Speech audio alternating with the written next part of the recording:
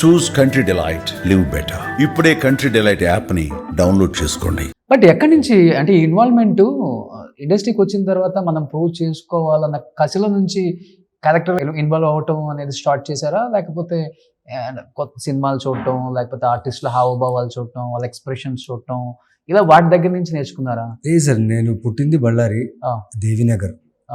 Devi Nagar community ఏంటంటే sir, ఆంధ్రాలో గుమ్నూరు అని ఒక ఊరు ఉంది. అవునవును. గుమ్మనూరు, ఓబలాపురం అక్కడంతా పక్కన ఒక చిన్న చిన్న ఊరు అన్న. అక్కడి నుంచి మైగ్రేట్ అయ్యి దేవినగర్ అనే ఒక ఏరియాలో చాలామంది ఆ ప్లేస్ అక్కడ ఆ టైంలో చాలా ఫ్యాక్షన్ ఉండేది. ఓకే. ఆ ఫ్యాక్షన్ నుంచి వదిలించుకొని ఈ ఏరియాలో వచ్చి సెటిల్ అయ్యారనమాట. ప్లస్ ముస్లిం కమ్యూనిటీ కూడా ఎక్కువ. సో డిఫరెంట్ లాంగ్వేజ్ పీపుల్ అక్కడ ఉండేవాళ్ళు. Street 1, street 2, street 3, it's a clumsy street area, but divorced language ఉండేది. సో అలాంటి వాతావరణంలో పెరిగా, రకరకాల మనుషుల్ని చూసా, రకరకాల మనుషులతో మాట్లాడా, అక్కడే పెరిగాను. కాబట్టి నాకు ప్లస్ అక్కడ ఏ పెళ్ళిళ్ళు జరిగినా బారాత్ కంపల్సరీ.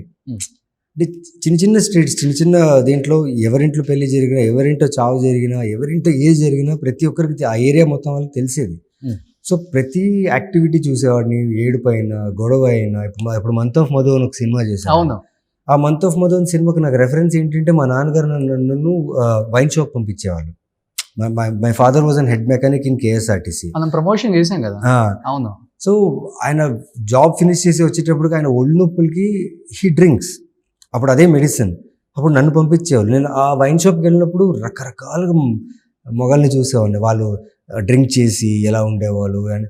సో ఆ రెఫరెన్స్ నాకు మంత్ ఆఫ్ మధు. ఇప్పుడు బాలరెడ్డి సినిమా, బాలరెడ్డి అంటే ఈ గుమ్మనూరు వాళ్ళతో నేను క్రికెట్ ఆడేవాడిని.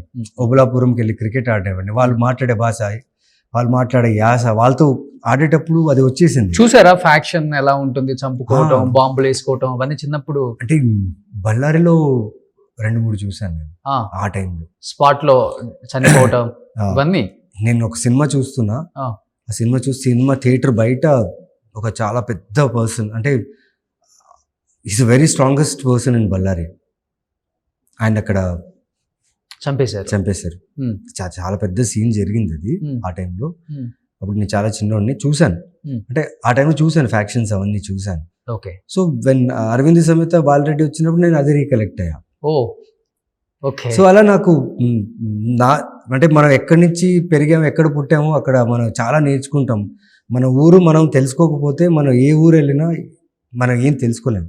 First you should know your house, then you come out and know the world. Okay. So నాకు తెలిసి నా హోమ్ టౌనే నాకు ఇంత యాక్టింగ్ అయినా, ఈ ప్రొఫెషన్ అయినా, సినిమాల మీద ఇంట్రెస్ట్ అయినా వచ్చింది నా హోమ్ టౌనే. And my mother is a very big movie buff. Okay. మీరు అడిగి ఈ సినిమా చూసారంటే, ఈ సినిమా చూడలేదని మాత్రం చెప్పారు. అన్ని సినిమాలు చూసుంటారు అమ్మ. ఇప్పుడుకు అంతే. ఇప్పుడు ఏ వెబ్ సిరీస్ వదలరు, మరాఠీ అయినా, బెంగాలీ అయినా, ఏదైనా సినిమాలు చూస్తూనే ఉంటారు ఆవిడ.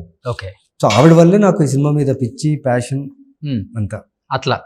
సో కానీ అంటే ఆ పిచ్చి ఫ్యాషన్ ఉండబట్టేమో ఇప్పుడు కొంతమంది ఆర్టిస్టులకి ఏ క్లాస్ ఆడియన్సే ఉంటారు, కొంతమందికి బీసీ ఉంటారు, అట్లా ఉంటారు. కానీ నవీన్ చంద్రకి ఏ బీసీ ముగ్గురు ఉంటారు. అవునా సార్? ఎందుకంటే నవీన్ చంద్ర నేను ఒక హీరో అనుకుని ఉంటే ఇన్ని సినిమాలు చేసి ఉండడు, ఇన్ని క్యారెక్టర్స్ ప్లే చేసి ఉండరు.